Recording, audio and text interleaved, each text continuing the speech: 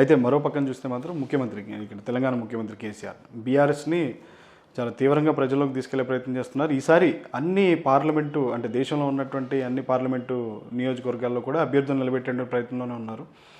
మొత్తంగా చూస్తే మాత్రం దీంట్లో ప్రకాష్ రాజ్ పాత్ర అంటే ప్రకాష్ రాజుకు కూడా ఇచ్చి ఒక కర్ణాటక నుంచి ప్రతినిధిగా నిలబెట్టాలని కూడా చూస్తున్నారు. అంటే ఈ అన్ని జరుగుతున్న అంశాలు చూస్తే అసలు ఎంతవరకు ఆయనకి ముందుకెళ్లే పరిస్థితి ఉంటుంది అంటారు? ఒక రీజనల్ పార్టీలు కొత్త పంధాకి కొత్త వినూత్న రాజకీయ క్రీడకి తెరలేపింది.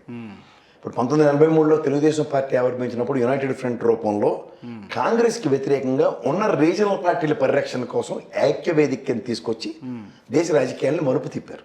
తర్వాత దానికి ఒక వినూత్న పంద ఎన్డీఏ కింద పరివర్తన చెంది దాంట్లో బీజేపీని భాగస్వామ్యం చేస్తూ నేషనల్ పార్టీ అయిన బీజేపీని ఫ్రంట్ ఎండ్ చేస్తూ వెనకనున్న రీజనల్ పార్టీల సమ్మేళనంతో చంద్రబాబు నాయుడు గారు చేసిన రాజకీయాలు చూసాం.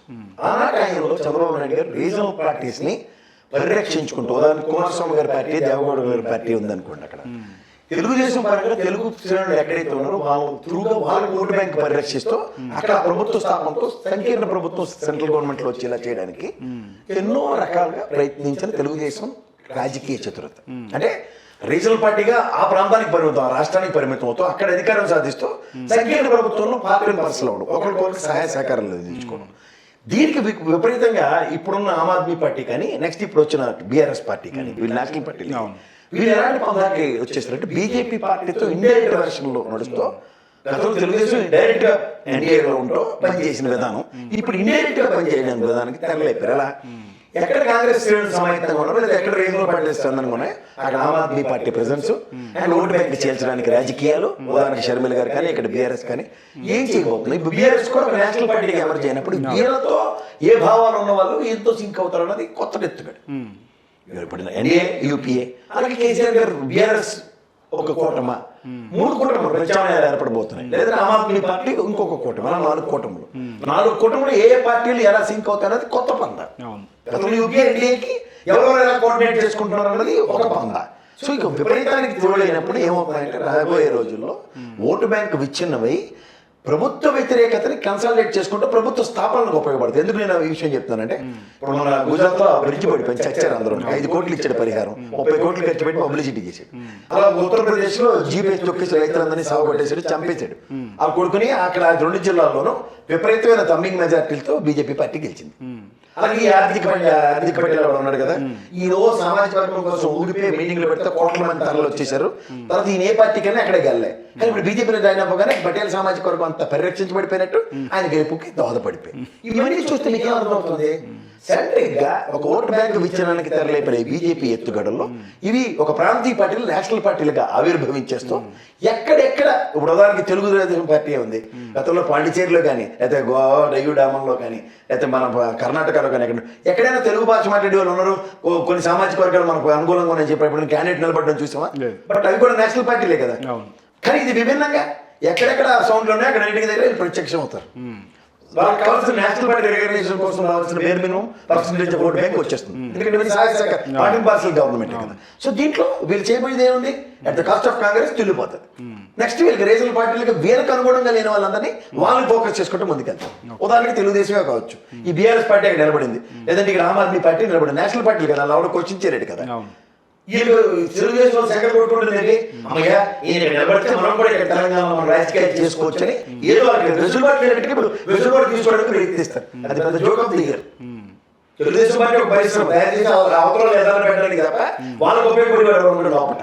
మీరు గమనించుకోండి, పలాయనం చెత్తకించే బ్యాచ్ 4 రంగులు వీళ్ళ దగ్గర ఉండే శక్తి సంపాదించుకుని డబ్బులు సంపాదించే సామర్థ్యం తెచ్చుకుని డబ్బులు సంపాదించి బయటికి పోవడానికి ఉన్న శ్రద్ధ కన్నతల్లి పార్టీకి సేవ చేయడానికి వాడికి ఉండదు. అది ఇలా మాట్లాడితే అవతల వాడికి నచ్చదు. కాబట్టి చూసుకోమనండి. ఇప్పుడు లింగలింగం అనుకున్నా కనకమేల రామచంద్ర గారు ఒక్కడే ఉన్నారు, ఆయన ఉద్ధరించి ఉల్లేలింది ఏమి ఉండదు. రాజకీయ ప్రయోజనం అంటే ఆయన రాజకీయ చతురత అందరికీ తెలిసిందే. ఫైనాన్షియల్ ఎబిలిటీ అంటే అంత డబ్బులు సంపాదించే నేపథ్యం కూడా లేదు, లాయర్ బ్యాక్గ్రౌండ్ నుంచి వెళ్ళాడు. కాబట్టి మిగిలిన వాళ్ళందరూ ఎవరైనా ఉన్నాడు రాజ్యసభ నుంచి వెళ్ళి గెలిచి అమ్మాయి ఉంటా, ఖమ్మం బట్టి అమ్మ కూడా ఉన్నాడు అమాయకంగాను. మిగిలిన ఎవరు ఉన్నారు? సో ఇంచేత ఇలాంటివన్నీ చూసిన తర్వాత కూడా గుణపాఠాలు నేర్చుకోవాలంటే ఫస్ట్ ఆఫ్ ఆల్ అక్కడ వైఎస్ఆర్సీపీ చూడండి, కార్యకర్తల పరిరక్షణ చూసారా.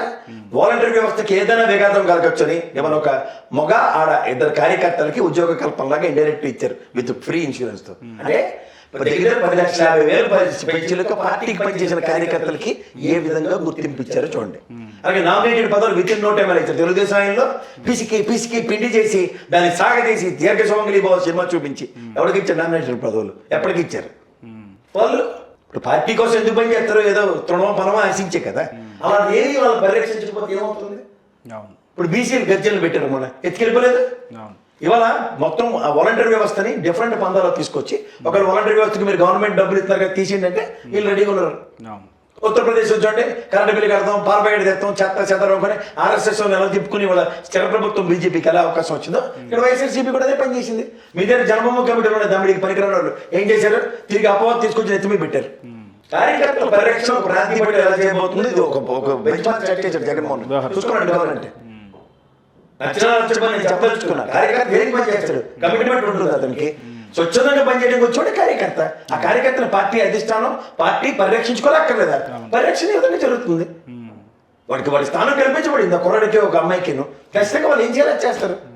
ఇలాంటివన్నిటిలోంచి రాజకీయ చతురత, రాజకీయ విచక్షణ, వితరణ అందరూ మాట్లాడిన విశ్లేషకులు ఖచ్చితంగా చంద్రబాబు నాయుడు గారు ఉండొచ్చు, తెలుగుదేశం ఉండొచ్చు, దేశ రాజకీయాల్లో నేషనలిస్టిక్ పార్టీకి ఎనర్జీ అయినా సరే ఏం చేశారో నేను చెప్పగలను. కానీ ఈ విధంగా కాకుండా వీళ్ళు ఒక కొత్త పందాకు వచ్చినప్పుడు according to the circumstances you need to change your attitude and your dimensions towards ప్రజాస్వామ్యం. సో ప్రజాస్వామ్యంలో వినూత్న పందాలు, వినూత్న అవకాశాలకి తెరలేపబడుతున్నప్పుడు అవకాశాన్ని సద్వినియోగపరచుకోవడానికి ఏం చేయాలన్నది చాలా ఇంపార్టెంట్.